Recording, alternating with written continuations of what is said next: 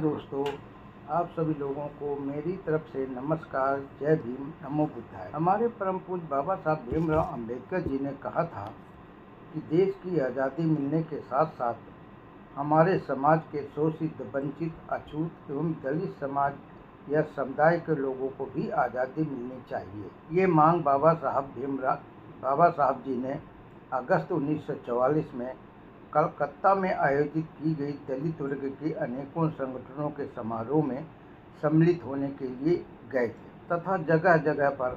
हुई सभाओं में उनका स्वागत भी किया गया था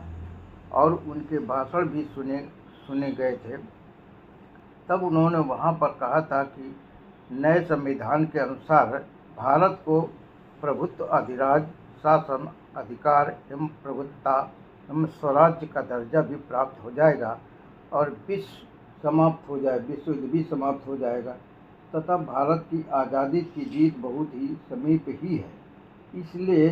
आप भारत के रहने वाले लोगों एक जगह रहने की तथा एक ही साथ संगठन की भी ज़रूरत है। बाबा साहब जी ने आगे बताया था कि वायसराय ने तो गांधी जी को पहले ही साफ साफ कह दिया था कि सत्ता के हस्तांतरण के पहले ही भारत में रहने वाली सभी हिंदू समुदाय तथा मुस्लिम समुदाय व शोषित, वंचित, दलित समुदाय के बीच तीनों में आपसी समझौता होना जरूरी है। कलकत्ता की यात्रा समाप्त होने के बाद बाबा साहब भीमराव अंबेडकर जी हैदराबाद भी गए थे और वहां पर भी उन्होंने 20 सितंबर 1944 को शेड्यूल्ड कास्ट फेडरेशन की हैदराबाद में जो सभा आयोजित की गई थी, वहां पर उन्होंने अपने ओजस्वी भाषण के माध्यम से इस बात पर पुनः जोर देते हुए कहा था कि शोषित, वंचित, दलित, अनुसूचित जाति के लोग हिंदुओं से अलग अंग हैं, एक अलग समुदाय है और उन्होंने घोषणा करते हुए कहा था कि अछूतों को भी भारत की आज़ादी के प्रति प्रेम है और दूसरों से किसी भी प्रकार से कम नहीं है। आज़ादी हम सबको भी प्यारी है, परंतु हम देश की आज़ादी के साथ ही साथ दलित समाज के लोगों की भी आज़ादी चाहते हैं। हैदराबाद की यात्रा करने के बाद बाबा साहब भीमराव अंबेडकर जी मद्रास भी गए थे, जहां पर Tamil Nadu depressed classes Christian association के द्वारा एक निवेदन प्रार्थना पत्र बाबा साहब भीमराव अंबेडकर के समय प्रस्तुत किया गया था। उस प्रार्थना पत्र में लिखा था कि अछूत समाज के लोगों ने जो ईसाई धर्म स्वीकार कर लिया था, लेकिन यहाँ भी उनकी धार्मिक एवं सामाजिक हालात हिंदू अछूतों की ही तरह दयनीय। हिंदू समाज के लोग पहले ही की तरह छुआछूत, ऊंच नीच, छोटा बड़ा, अमीर गरीब आदि का भेदभाव करते थे। उच्च जाति के ईसाई समुदाय के लोग दलित समुदाय के ईसाइयों से दुर्व्यवहार और भेदभावपूर्ण व्यवहार करते रहते थे। तब बाबा साहब भीमराव अंबेडकर जी ने उन्हें पूर्ण भरोसा दिलाया था कि समानता के लिए किए गए संघर्ष में हम सब एक साथ हैं और एक दिन ऐसा समय आएगा कि हम गुलामी की बेड़ियों को तोड़कर ही दम लेंगे। हमारे परम पूज्य बाबा साहब भीमराव अंबेडकर जी ने शोषित, वंचित, दलित, अछूतों की समस्याओं के ब्रिटेन से भारत यात्रा पर आए अधिकारी, जिनका नाम था सर स्टैफर्ड क्रिप्स था, उनके समक्ष बहुत ही मजबूती के साथ रखा था। और जब ब्रिटेन वापस चले जाने के बाद बाबा साहब जी ने ब्रिटिश सरकार तथा भारत सरकार को ये फिर से अच्छी तरह से समझा दिया था कि अछूत समाज या अछूत वर्ग भारत देश का एक बड़ा महत्वपूर्ण भाग है और उस वर्ग की सामाजिक, आर्थिक एवं राजनैतिक समानता की जो मांग रखी गई थी और उन मांगों को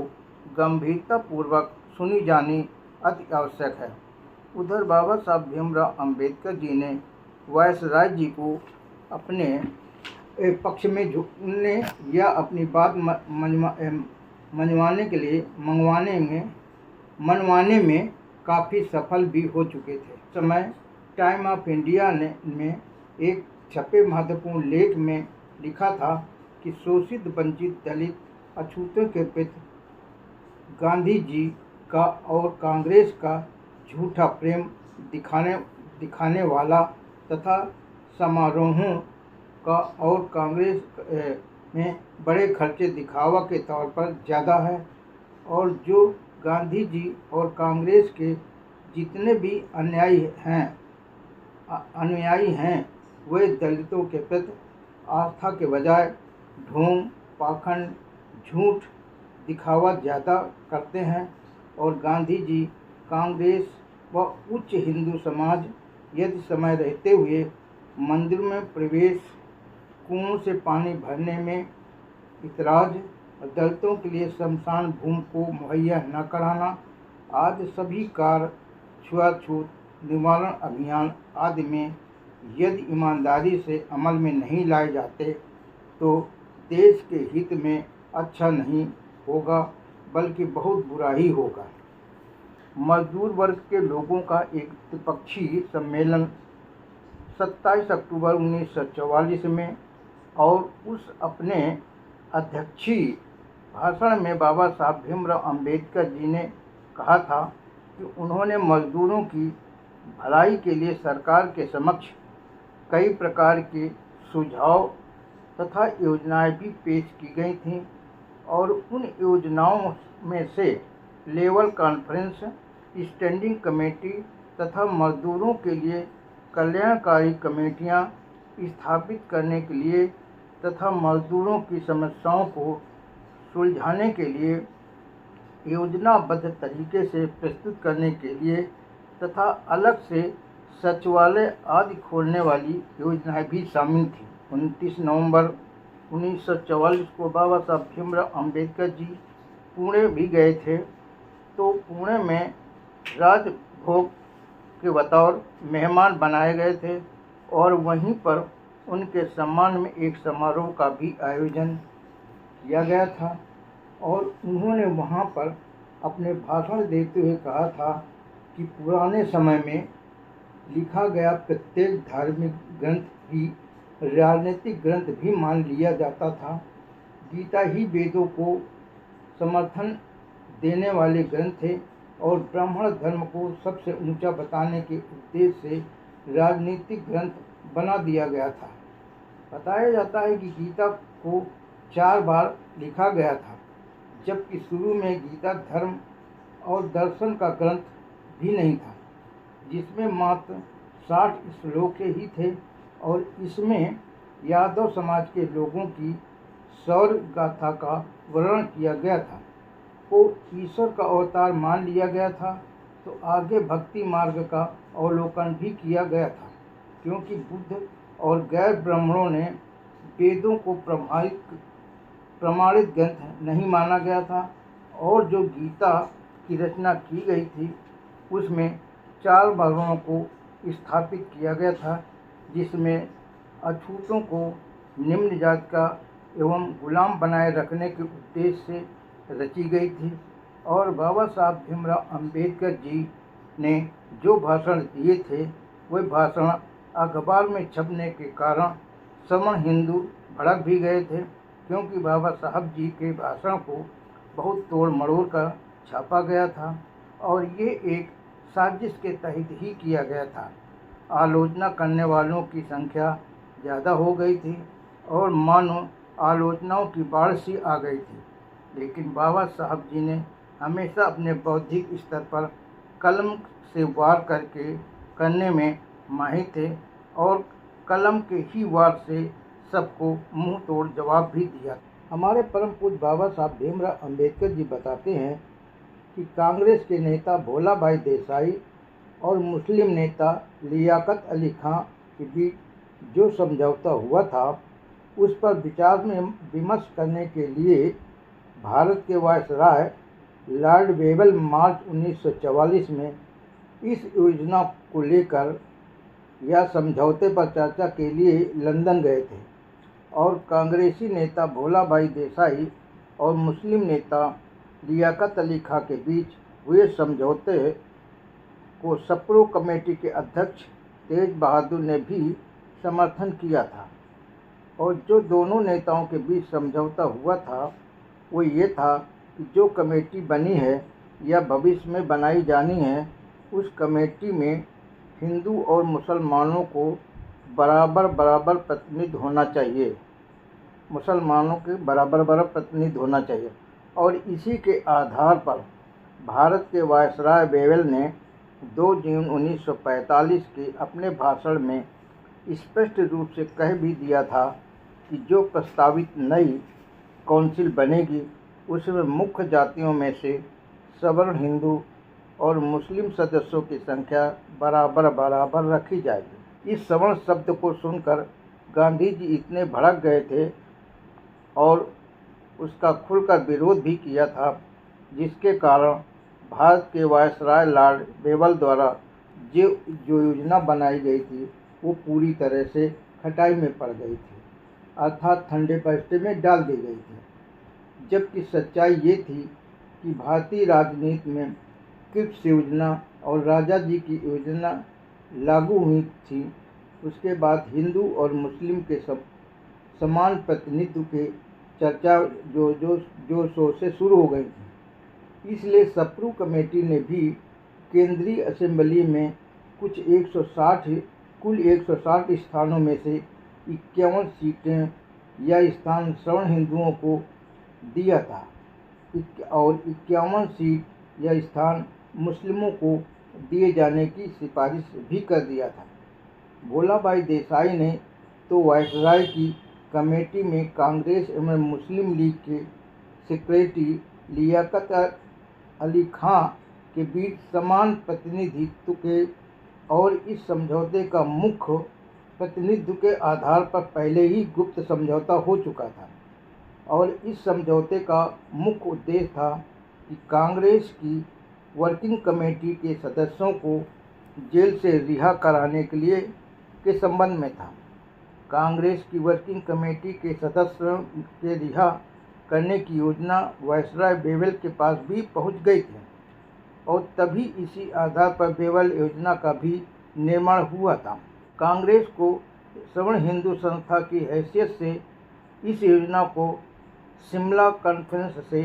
स्वीकार भी कर लिया गया था, परंतु कांग्रेस के इतना झुकने के बाद भी जिन्ना इस बात पर अडिग रहे कि मुस्लिम लीग को ही सभी मुस्लिम सदस्यों का निर्वाचन करने का अधिकार मिलना चाहिए, कांग्रेस ने जिन्ना से कहा कि 5 मुस्लिम सदस्यों में से कम 1 मुस्लिम कांग्रेसी को शामिल करने के लिए पुरजोर प्रयास किया था, लेकिन जिन्ना को ये शर्त मंजूर नहीं थी। इसीलिए शिमला कॉन्फ्रेंस पूरी तरह से असफल हो गए थे। जब कांग्रेस और जिन्ना के बीच शिमला कॉन्फ्रेंस असफल हो गई थी, तभी इन्हीं दिनों में बाबा साहब भीमराव अंबेडकर जी की पहली किताब, जिसका नाम थॉट ऑन पाकिस्तान, जो अब नई किताब जिसका नाम पाकिस्तान और पाकिस्तान ऑफ इंडिया के नाम से प्रकाशित हुई थी। और इस नई किताब में एक नया चैप्टर भी जोड़ दिया गया था, जिसमें भारत की सांस्कृतिक एवं भौगोलिक एकता की वकालत भी की गई थी और कनाडा, स्विट्जरलैंड, दक्षिणी अमेरिका आदि विदेशी देशों का हवाला देते हुए या उदाहरण देते हुए पूर्ण विस्तार से ये बताया गया था कि एक ही संविधान के अंतर्गत देश से विभिन्न धर्मों को मानने वाले या विभिन्न संस्कृति के मानने वाले लोग किस प्रकार से एक दूसरे के साथ भाईचारा को निभाते हुए सब मिलजुल कर रह सकते हैं। तथा आगे उन्होंने ये भी बताया था कि स्वयं हिंदुओं के अपने देश की मुख्य शांति एवं सुरक्षा के लिए पाकिस्तान को स्वीकार कर लेना चाहिए था। आगे बाबा साहब जी ने बताया कि बम्बई में परेल नामक क्षेत्र में शेड्यूल कास्ट फेडरेशन का वार्षिक सम्मेलन जो 6 मई 1945 को संपन्न हुआ था, जिसमें बाबा साहब जी ने अपने कार्यकर्ताओं के समक्ष एक योजना को प्रस्तुत किया था और उस योजना में ये बात रखी गई थी कि अब वो बहुसंख्यक लोगों के हाथ में सत्ता नहीं जानी चाहिए। इसे अब हम सब स्वीकार नहीं करेंगे और न ही ये एक व्यवहारिक भी है। बाबा साहब जी ने विधानसभाओं में मुस्लिम या अल्पसंख्यकों के समुदायों एवं शोषित, वंचित, दलित, दबे कुचले, गरीब, अछूतों को अधिक से अधिक सुरक्षित सीटों की मांग रख दी थी और संविधान समिति के प्रस्ताव को उन्होंने बहुत ही खतरनाक बताया था। इस प्रकार के प्रस्ताव से में फंस जाएगा, क्योंकि सन 1935 के कानून के माध्यम से ज़्यादातर विधान तो पहले ही बन चुका था। इसके अलावा सप्रू कमेटी द्वारा तैयार की गई रिपोर्ट को भी रद्द कर दिया गया था। बाबा साहब भीमराव अंबेडकर जी ने जो योजना बनाई थी, उस योजना में भारत का प्रधानमंत्री और सवर्ण हिंदू मंत्रियों को अल्पसंख्यक समुदाय के प्रतिनिधियों द्वारा चुने जाने का विचार भी शामिल था। बाबा साहब जी की इस योजना का विरोध करते हुए हिंदू समाचार पत्रों ने लिखा था कि बाबा साहब भीमराव अंबेडकर जी ने जो योजना बनाई है, वो तो भारत में अल्पसंख्यकों को राज्य स्थापित करने वाली योजना है और ये योजना एक प्रकार से माना जाए तो हिंदुओं का अपमान नज़र आता है। तब बाबा साहब भीमराव अंबेडकर जी ने भारत के वायसराय लॉर्ड वेल्स को एक पत्र लिखकर 7 जून 1945 को नाराज़गी प्रकट किया था और ये भी लिखा था कि वायसराय की एग्जीक्यूटिव काउंसिल में अनुसूचित जातियों की जनसंख्या के अनुपात के अनुसार पर्याप्त प्रतिनिधित्व नहीं दिखाई पड़ रहा है। तथा बाबा साहब जी ने आगे पत्र में ये भी लिखा था कि देश में 9 करोड़ मुसलमानों के लिए मात्र 5 प्रतिनिधि, इसी प्रकार 6 करोड़ अछूतों के लिए मात्र सिर्फ 1 प्रतिनिधि और इसके साथ साथ 60 लाख सिखों के लिए 1 प्रतिनिधि चुने गए। ये मेरी समझ से बाहर है और ये किस प्रकार का अजीबोगरीब एवं चालाकी भरी गणित का प्रयोग किया गया, ये मैं मानने के लिए तैयार नहीं हूँ, क्योंकि ये मेरे विचारों के खिलाफ है। इस प्रकार मेरे हिसाब से काउंसिल में अनुसूचित जातियों को कम से कम 3 सीटें मिलनी ही चाहिए थी। आगे उन्होंने ये भी कहा था कि यदि सरकार मेरी इस मांग को स्वीकार नहीं करेगी तो मुझे काउंसिल में रहना असंभव ही होगा। बाबा साहब जी ने पत्र में ये भी लिखा था कि सरकार ने तो अछूतों की सभी उम्मीदों पर पानी फेर दिया था, जिसकी वजह से उनमें आक्रोश भी है और ये भी हो सकता है कि दलित समाज नई सरकार के साथ कोई संबंध भी न रख सके और अलग से अपने लिए नया रास्ता चुनेगी। और आगे ये भी पत्र में लिखा था कि ये मेरे विचार ब्रिटिश सरकार तक भी पहुंचा दिया जाना चाहिए।